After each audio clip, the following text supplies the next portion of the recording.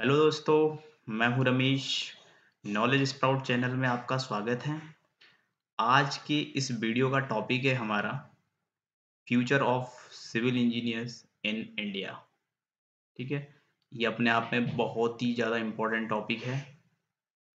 तो सबसे पहले मैं आपको ये बताना चाहूँगा कि अगर कोई स्टूडेंट सिविल इंजीनियर्स बनना चाहता है तो उसको करना क्या होगा, स्टार्टिंग कैसे करें, मतलब सिविल इंजीनियर कैसे बनते हैं। सबसे पहला क्वेश्चन आपका यही रहने वाला है। ठीक है, तो अगर कोई स्टूडेंट सिविल इंजीनियर बनना चाहता है तो 2 ऑप्शन हैं। पहला कि 10th के बाद आप डिप्लोमा कर लें, ठीक है? दूसरा ऑप्शन है कि आपको दूसरा ऑप्शन है कि आप 12th के बाद आप जेईई मेंस दें। जेईई मेंस के बेसिस पे आपको जो एनआईटीज़ है, जो हमारे इंडिया में गवर्नमेंट कॉलेजेस है, वो आपको मिलते हैं, ठीक है? और बहुत सारे प्राइवेट कॉलेजेस भी ऐसे होते हैं जो आपके जेईई मेंस के बेसिस पे ही आपका एडमिशन लेते हैं। और आज की डेट में तो एक सीयूईटी नाम का भी एग्ज़ाम आया है, ठीक है? बट अगर आपको अच्छे कॉलेजेस चाहिए, स्पेशली एनआईटी चाहिए, आईआईटी चाहिए, तो उसके लिए आपको जेईई मेंस देना ज़रूरी है, क्योंकि आईआईटी के लिए आप तभी जा सकते हो जब आपने JEE mains plus JEE advance दोनों अच्छे रैंक के साथ आपने क्लियर करे हों, ठीक है? क्योंकि आईआईटी के लिए जेईई एडवांस कंपल्सरी है। अगर आपने जेईई एडवांस नहीं क्लियर किया है, आपकी रैंक अच्छी नहीं है, तो आपको आईआईटी नहीं मिलेगा, ठीक है? तो ये एक बेसिक स्टेप है कि आपको डिप्लोमा करना है या डायरेक्टली आपको डिग्री करनी है। तो आपको मैं बता दूँ, जब आप 10th बेसिस पे डिप्लोमा करते हो, तो आपका 3 साल का डिप्लोमा रहता है, ठीक है? अगर आप डिप्लोमा 12th बेसिस पे करते हो, तो आपका 2 साल का डिप्लोमा रहता है। और जब कोई स्टूडेंट डिप्लोमा के बाद डिग्री करने जाता है, यानी कि बीटेक करने जाएगा, तो वो डायरेक्टली लेटरल एंट्री के एग्ज़ाम देके, जो लेटरल एंट्री का जो एग्ज़ाम रहता है, ठीक है? तो आप जाते हो सेकंड ईयर में, बीटेक सेकंड ईयर, ठीक है? तो आपका बीटेक कितने साल का हो गया? 3 साल का। मतलब आपको 1 साल नहीं पढ़ना। वैसे बीटेक कितने साल का होता है? 4 साल का। तो अगर आप डायरेक्ट 12th के बाद जेईई मेंस निकाल के जाते हो, तो आपका बीटेक 4 साल का है। अगर कोई स्टूडेंट सोच रहा है कि मुझे जेईई मेंस नहीं देना है, मुझे तो पहले डिप्लोमा करना है, तो जब आप पहले डिप्लोमा करोगे, 10th बेसिस पे करोगे तो 3 साल का, 12th बेसिस पे करोगे तो 2 साल का, और जब आप बीटेक में जाओगे तो आप लेटरल एंट्री के माध्यम से जाओगे, ठीक है? तो आप जाओगे सेकंड ईयर में, ठीक? अब सिविल इंजीनियर में आपकी क्या पढ़ाई होती है, ये सब चीज़ें हम किसी और वीडियो में डिस्कस करेंगे। बट इस वीडियो में हम क्या डिसाइड करने वाले हैं कि क्या-क्या चीज़ें हम इसमें डिस्कस करेंगे, कि यहाँ पे जो आपके स्कोप है सिविल इंजीनियरिंग का, वो क्या होने वाला है, आपका इस फील्ड में फ्यूचर क्या होने वाला है, यहाँ पे सैलरी कितनी रहती है, स्टार्टिंग बेसिस पे कितनी रहती है, यहाँ पे कौन-कौन से आपके पास फ्यूचर ऑप्शंस हैं, ठीक है? तो इन सब बातों पे हम इस वीडियो में डिस्कस करने वाले हैं। तो चलिए स्टार्ट करते हैं। तो देखो, सबसे पहले आप देख पा रहे होंगे स्क्रीन पे scope and demand of civil engineering, ठीक? स्कोप क्या-क्या है यहाँ पे? सिंपल सी बात है, सबसे मेन क्या है, इंफ्रास्ट्रक्चर रहता है प्रत्येक कंट्री का, कि भाई इंफ्रास्ट्रक्चर अच्छा होना चाहिए, ठीक है? तो civil engineers share the nations infrastructures, first thing, ठीक है? सेकंड है की रोल्स, रोड्स, ब्रिजेस, जो भी स्मार्ट सिटीज़ रहती है, इनको कैसे कंस्ट्रक्ट करना है, कैसे डिज़ाइन करना है, इन सब चीज़ों के लिए कौन चाहिए आपको? सिविल इंजीनियर, ठीक? Projects like smart city, national infrastructure, pipeline, increase demand, तो जो भी ये सब चीज़ें हैं, ये आपके क्या है, ये स्कोप है आपके पास सिविल इंजीनियरिंग में। इस टाइप का ही वर्क आप यहाँ पे करने वाले हो, ठीक है? नेक्स्ट आपका आता है कि भाई यहाँ पे ऐसा है कि मतलब आपने डिग्री ले ली और आपको सीधा मतलब जॉब मिल गया, नहीं, इतना ईज़ी नहीं है। यहाँ पे स्ट्रगल्स भी आपको बहुत ज़्यादा फेस करने पड़ेंगे। क्यों? ईज़िली आपको जॉब मिलेगा नहीं, क्योंकि सिविल इंजीनियरिंग में एज़ अ फ्रेशर जॉब लेना एक बहुत बड़ी बात है। क्यों? क्योंकि यहाँ पे जो हम कॉलेज में पढ़ के आते हैं ना, हम मैक्सिमम चीज़ें थ्योरेटिकल पढ़ के आते हैं। अब जब हम साइट पे जाते हैं या फिर हम कोई डिज़ाइनिंग प्रोजेक्ट करने जाते हैं, तो हमको उसके बारे में इतना नॉलेज नहीं होता। क्यों? हमने तो थ्योरेटिकल चीज़ें पढ़ी है ना। अब थ्योरेटिकल चीज़ें जो हमने पढ़ी है, उसका जो रियल लाइफ़ में वहाँ पे इतना ज़्यादा यूज़ है नहीं, क्योंकि प्रैक्टिकल लाइफ तो कुछ और है ना, वहाँ पे तो कुछ डिज़ाइनिंग करनी है, आप साइट पे गए, आपको पकड़ा देंगे वो मैप, है ना? आपको बोलेंगे कि भाई बताओ इसके अकॉर्डिंग आप बनाओ ज़रा, क्या करोगे? समझ ही नहीं आता स्टार्टिंग में कि करना क्या है, ठीक? तो स्ट्रगल्स बहुत है, तो आपको क्या ध्यान रखना है कि आपको अपने स्किल पे फ़ोकस करना है। अगर आपकी स्किल्स है, मतलब प्रैक्टिकल नॉलेज आपको होना चाहिए।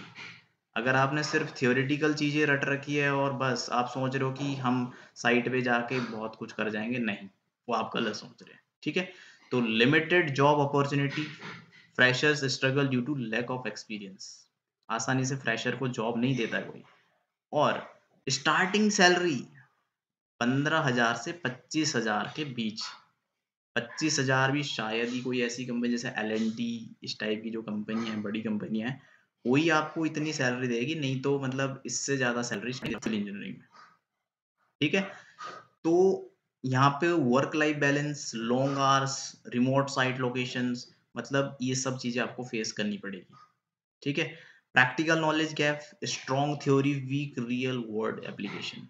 तो ये सब चीज़ें हमको यहाँ पे फेस करनी पड़ती है। ये सारा सिविल इंजीनियर के लिए एक स्ट्रगल है, ठीक? नेक्स्ट है इम्पोर्टेंस ऑफ प्रैक्टिकल नॉलेज। तो जैसे कि मैंने अभी आपको बोला कि अगर आपका प्रैक्टिकल नॉलेज अच्छा है, तो आप तो ये आपके लिए बहुत ज़्यादा इम्पोर्टेंट है कि आपका प्रैक्टिकल नॉलेज कितना है, ठीक है? तो hands on experience is crucial to stand out. Ways to gain practical knowledge, intensive on live projects. अब यहाँ पे एक बात ध्यान रखना, बहुत सारे स्टूडेंट क्या करते हैं, जब कॉलेज में रहते हैं तो कहीं से सर्टिफिकेट ले लेते हैं कि हमने इंटर्नशिप करी है, वो गलत है। क्योंकि अगर हम चीज़ों को सीखेंगे ही नहीं, इंटर्नशिप हम करते ही क्यों हैं कि हमको प्रैक्टिकल नॉलेज तो चाहिए ना। अब हम जा नहीं रहे, साइट पे हम जा नहीं रहे, बट अपने को बनना तो इंजीनियर है, साइट पे हम जा नहीं रहे हैं, तो हमारा नॉलेज कैसे इम्प्रूव होगा? हमको प्रैक्टिकल चीज़ें कैसे पता चलेगी? हमें कैसे पता चलेगा कि साइट पे क्या होता है? तो हमको जाना चाहिए। दूसरा, अगर किसी को डिज़ाइनिंग में इंटरेस्ट है, तो आपको जो सॉफ्टवेयर है, AutoCAD, STAAD Pro, Revit, MS project, ये आपको आने चाहिए, ठीक है? वर्कशॉप एंड साइट विज़िट्स, ये इम्पोर्टेंट चीज़ है, जाना चाहिए, वर्कशॉप जॉइन करना चाहिए, वर्कशॉप में सीखो कि क्या-क्या टूल्स है, क्या-क्या हमारे चीज़ मतलब जो वहाँ पे चीज़ें रखी हैं हमारे काम की क्या है। इंडस्ट्री रिकॉग्नाइज्ड सर्टिफिकेशंस, स ये ज़रूरी है, बट एक चीज़ यहाँ पे ध्यान रखना कि सिर्फ सर्टिफिकेट मत लेना, समझ रहे हो? क्या करना है कि प्रैक्टिकल नॉलेज आपको लेना है, तभी आपको आगे प्रॉफ़िट होगा, ठीक है? नेक्स्ट है आपका अर्निंग्स, जो सबसे इम्पोर्टेंट पार्ट है। हर किसी के माइंड में रहता है कि भाई अपन अब इंजीनियर बन गया है तो अब तो मज़ा आ गया भाई, पैसा ही पैसा। अब कितना पैसा भाई, इतना पैसा यहाँ पे नहीं है। मैंने पहले भी बताया आपको, सिविल इंजीनियरिंग में आपको बहुत मेहनत करनी पड़ती है, तब जाके पैसा बनने वाला है। स्टार्टिंग में ही आप जाओगे और आपको जैसे सीएस में मिल जाता है ना, इतना पैकेज सिविल इंजीनियरिंग में नहीं मिलने वाला। तो प्राइवेट सेक्टर, तो फ्रेशर्स को स्टार्टिंग में देखो 1.8 lakh to 3 lakh per year. Maybe कोई ऐसी कंपनी हो जो इससे ज़्यादा दे, बट ऑन एन एवरेज यही रहता है, ठीक है? तो जब आपके पास एक्सपीरियंस हो जाता है 5 टू 7 इयर्स, तब जाके आप 6 to 12 lakh per year earn करते हो। बट एज़ अ फ्रेशर आप इतना easily 6 to 12 lakh per year नहीं कमा पाओगे, ठीक है? मैं फिर बोल रहा हूँ कि मेबी कोई कंपनी ऐसी हो जो स्टार्टिंग में ही आपको इतना पे कर दे, बट मैक्सिमम कंपनियां आपको स्टार्टिंग में 15 से 25,000 के बीच में ही पर मंथ देने वाली है, इससे ज़्यादा नहीं देती है, ठीक है? तो ये मैंने बताया। और दूसरा है कि गवर्नमेंट जॉब्स, अब यहाँ पे ऑप्शन रहता है ना, जैसे आप सुनते हो पीडब्ल्यूडी, सीपीडब्ल्यूडी, है ना? तो जेई, एई जो भी आपके पास है ना, कौन-कौन से रहते हैं? जैसे आपके पास आरआरबी जेई है, एसएससी जेई है, गेट के थ्रू जा सकते हो आप, जो भी आपके पीएसयूज़ है ना? यहाँ पे ऑप्शन, बट यहाँ पे भी लिमिटेड सीटें रहती हैं, लिमिटेड सीटें हैं और कॉम्पिटिशन बहुत ज़्यादा हाई है, ठीक है? तो आपको ध्यान रखना है कि आपको गवर्नमेंट सेक्टर में तभी जाना है जब आप फाइनेंशियली स्ट्रॉन्ग फैमिली से हो। अगर आपको ऐसा लगता है कि आपने पढ़ाई के लिए एजुकेशन लोन लिया है, तो आपको ये भी सोचना चाहिए कि मुझे अपनी पढ़ाई कंटिन्यू कैसे रखनी है, कैसे करूँगा मैं, कि पैसे कहाँ से आएँगे, समझ रहे हो? क्योंकि आपने एजुकेशन लोन लिया हो, है ना? मेबी। मैं ये नहीं कह रहा सब लेते हैं, बट मैक्सिमम स्टूडेंट लेते हैं। तो ये ध्यान रखना है कि भाई वो लोन देना भी है, क्योंकि वो हाई रेट पे होता है। ठीक? नेक्स्ट, अर्निंग हो गया आपका। अब है फ्यूचर अपॉर्चुनिटीज, कि भाई फ्यूचर में आपके पास क्या क्या अपॉर्चुनिटीज है सिविल इंजीनियर में। तो India's infrastructure is booming, upcoming project, high speed rail, smart cities, urban development, ठीक है, renewable energy and construction sectors offer more jobs. तो यहाँ पे आपके पास फ्यूचर अपॉर्चुनिटीज है। Make in India and self reliance initiatives boost demand. इसकी demand है, ऐसा नहीं कि यहाँ पे अपॉर्चुनिटीज नहीं है, बट आपको ये भी ध्यान रखना कि रियलिटी में सैलरी क्या है। यहाँ पे जो वर्क का जो आपका बैलेंस है, वो भी आपको मेंटेन करना पड़ेगा। ठीक है। नेक्स्ट, आपके पास कंक्लूजन है इसका, कि भाई civil engineer is a challenging but rewarding. Success require dedication, practical skill and patience. Patience बहुत ज़्यादा important है। हर बार आपको सक्सेस मिल जाए ये ज़रूरी नहीं है। बहुत बार आपको फेलियर्स का सामना भी करना पड़ेगा। तो यहाँ पे आपको पेशेंस रखने की भी ज़रूरत है। Balance theory with real world application. जो आपने थ्योरी पढ़ी है ना, सिर्फ थ्योरी के बेसिस पे ना जाइए, आपको प्रैक्टिकल नॉलेज भी होना चाहिए। ठीक है। तो thank you for watching, like share and subscribe to knowledge sprout.